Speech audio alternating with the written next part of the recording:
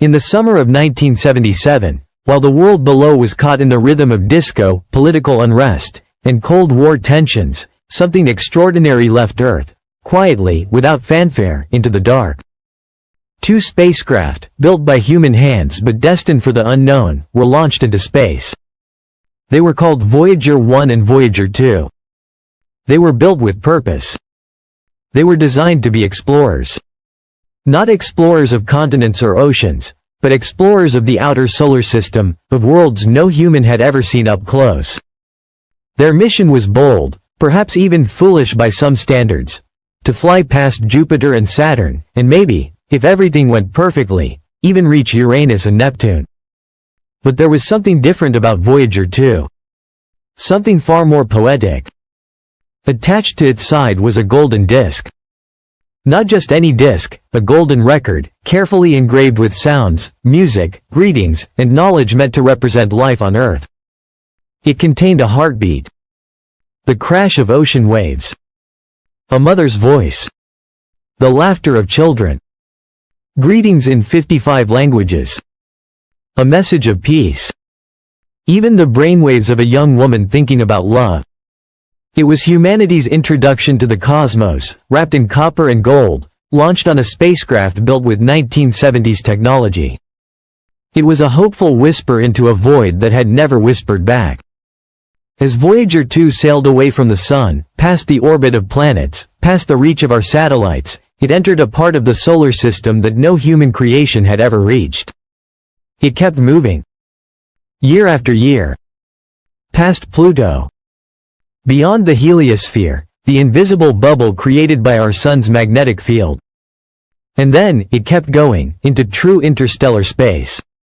By 2023, it had been flying for 46 years.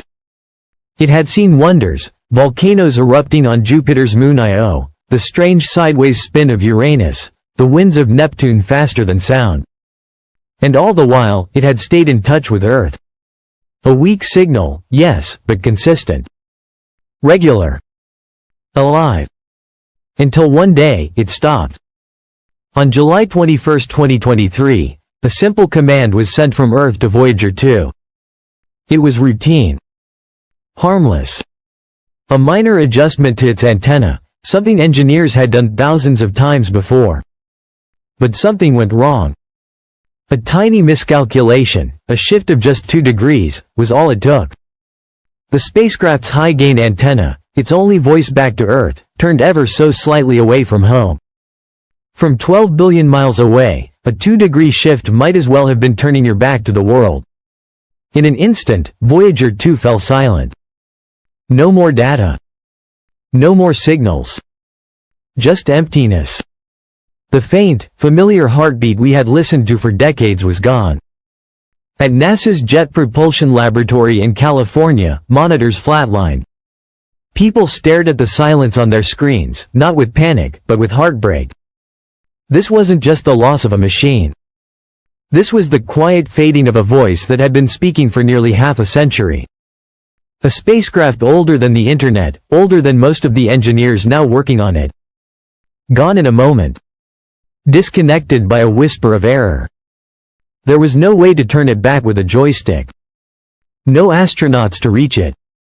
No rover to give it a push. Voyager 2 was alone in the dark, 12.9 billion miles. In space, there is no air to carry sound. No echoes. No wind. Yet, the universe speaks. It hums through radiation, it whispers in magnetic fields, and it pulses in the radio waves that glide across billions of miles like ghostly messengers. But in the summer of 2023, one of those messengers, Voyager 2, fell silent. Not with an explosion. Not with a dramatic failure. Just a whisper, lost. A shift of 2 degrees in its antenna was all it took. A tiny tilt. And Earth was no longer in its line of sight. To us, the spacecraft vanished. A silence deeper than silence replaced what had once been a steady, comforting rhythm. But NASA did not give up. A planet that listens on Earth, far from the quiet of space, 3 massive radio telescopes, in California, Spain, and Australia, began listening. Not passively.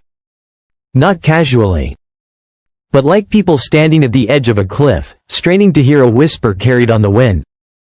These were part of the Deep Space Network, a system designed to hear the faintest calls from the cosmos. And now, every second mattered. Technicians and scientists sat in quiet rooms filled with blinking lights and scrolling data, listening for something, anything. They tuned frequencies like ancient mariners adjusting their sails, hoping to catch the smallest gust from a spacecraft now floating in true interstellar space. A sky full of noise. Space, though empty, is never truly quiet. It's filled with the background hum of the universe, the leftover energy of the Big Bang, the static of dying stars, the radiation of galaxies billions of light years away. Amid this chaotic sea of cosmic noise, Voyager's signal would be a pin drop. Finding it would be like hearing a single heartbeat in a thunderstorm. For 11 long days, the antennas scanned the sky. They picked up solar flares from our sun, pulses from spinning neutron stars, echoes of satellites orbiting Earth. But not Voyager. Inside NASA's control centers, people who had worked on the mission for decades began to wonder, was this it? Was this the end? Hope in the static. And then, on August 1, 2023, it happened. In the vast silence, a technician at the Canberra station in Australia noticed something strange. A pattern. It wasn't a full message. It wasn't data. It wasn't science. But it was something, a steady, repeating signal, barely distinguishable from the noise. No voice. No words.